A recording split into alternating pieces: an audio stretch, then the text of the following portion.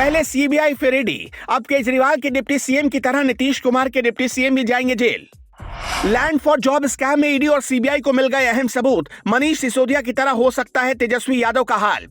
तेजस्वी यादव से जल्द हो सकती है पूछताछ। अगर नहीं किया पूछताछ में सपोर्ट तो बिहार के डिप्टी सीएम की गिरफ्तारी भी है संभव। देश की राजनीति में दिल्ली का शराब घोटाला और बिहार का लैंड फॉर जॉब स्कैम खूब सुर्खियां बटोर रहा है। कुछ दिन पहले सिसोदिया लालू को बचा रहे थे, तेजस्वी को बचा रहे थे। फिर जब सिसोदिया जेल गए तो तेजस्वी यादव सिसोदिया को बचाने लगे। लेकिन अब सिसोदिया और तेजस्वी दोनों का हाल एक जैसा हो गया है। सत्ता के गलियारे से लेकर आम लोगों में इस वक्त सिर्फ दो घोटाले की चर्चा है, बिहार का लैंड फॉर जॉब स्कैम और दूसरी तरफ दिल्ली का शराब घोटाला। जहां एक तरफ दिल्ली में शराब घोटाले के मामले में डिप्टी सीएम जेल की सलाखों के पीछे हैं, वहीं दूसरी ओर माना जा रहा है कि ईडी और सीबीआई ने बिहार के डिप्टी सीएम को भी सलाखों के पीछे भेजने की पूरी तैयारी कर ली है। सब कुछ वैसा ही हो रहा है जैसा कि पहले दिल्ली के डिप्टी सीएम मनीष सिसोदिया के साथ हुआ। पहले मनीष सिसोदिया के खिलाफ सीबीआई ने जांच शुरू की थी, लेकिन बाद में ईडी ने उनको जेल की सलाखों के पीछे डाल दिया।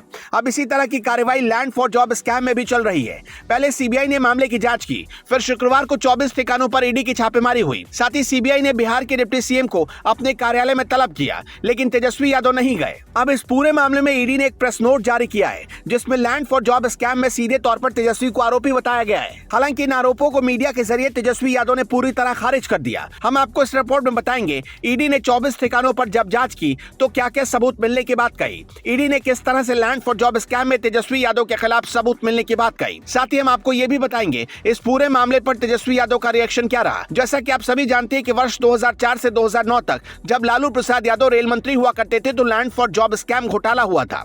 इस मामले की जांच सीबीआई कर रही है। सीबीआई का आरोप है कि 1 लाख स्क्वायर फुट से अधिक की जमीन सस्ते दर पर लालू यादव के परिवार ने खरीदी थी। आरोप यह भी है कि इस जमीन के बदले काफी लोगों को रेलवे में नौकरी दी गई।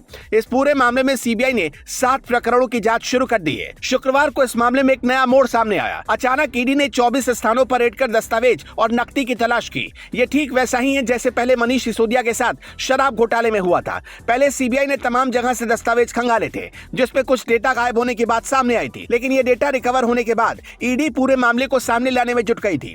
ठीक इसी तरह का काम ईडी ने लैंड फॉर जॉब स्कैम में भी किया है। शुक्रवार की 24 घंटे के सर्च अभियान के बाद शनिवार को ईडी का एक प्रेस नोट जारी किया गया।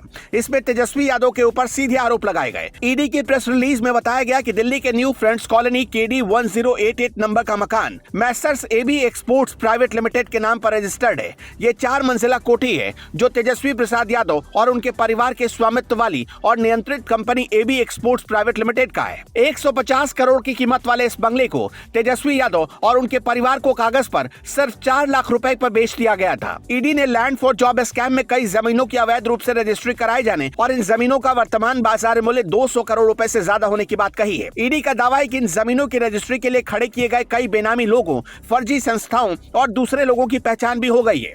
ईडी ने पाया कि लालू यादव के परिवार के द्वारा रेलवे की ग्रुप डी की नौकरी के लिए आवेदन करने वाले गरीब लोगों से सिर्फ 7.5 लाख रुपए में जमीन के 4 प्लॉट खरीदने की जानकारी सामने आई। सिर्फ 7.5 लाख रुपए में खरीदी गई इन 4 जमीन को आरजेडी के पूर्व विधायक सैयद अबू दोजाना को 3.5 करोड़ में बेच दिया गया। ईडी की जांच में यह भी पाया गया कि 3.5 करोड़ रुपए का बड़ा हिस्सा तेजस्वी प्रसाद यादव के खाते में ट्रांसफर कर दिया गया। इन आरोपों को देखकर लगता है कि अब बिहार के डिप्टी सीएम ईडी के शिकंजे में आ सकते हैं। वहीं दूसरी ओर शनिवार को बिहार के डिप्टी सीएम ने सीबीआई के बुलाने पर सीबीआई कार्यालय नहीं पहुंचे। ऐसे में संभावना है कि ईडी और सीबीआई संयुक्त रूप से तेजस्वी यादव को गिरफ्तार कर सकती है। हालांकि तेजस्वी यादव ने अपने ट्विटर हैंडल के जरिए इन बातों का खंडन करते हुए बीजेपी पर निशाना साधा। तेजस्वी यादव ने ट्वीट करते हुए लिखा, याद करिए 2017 में भी कथित 8,000 करोड़ का लेन देन, हजारों करोड़ का मॉल, सैकड़ों संपत्तियां। अभी चंद महीनों पहले गुरुग्राम में अरबों का व्हाइटलैंड कंपनी का अर्बन क्यूब मॉल भी मिला था। भाजपाई अब कथित 600 करोड़ का नया हिसाब किताब लाने से पहले अपने सूत्रों को पुराने का तो हिसाब किताब दे देते।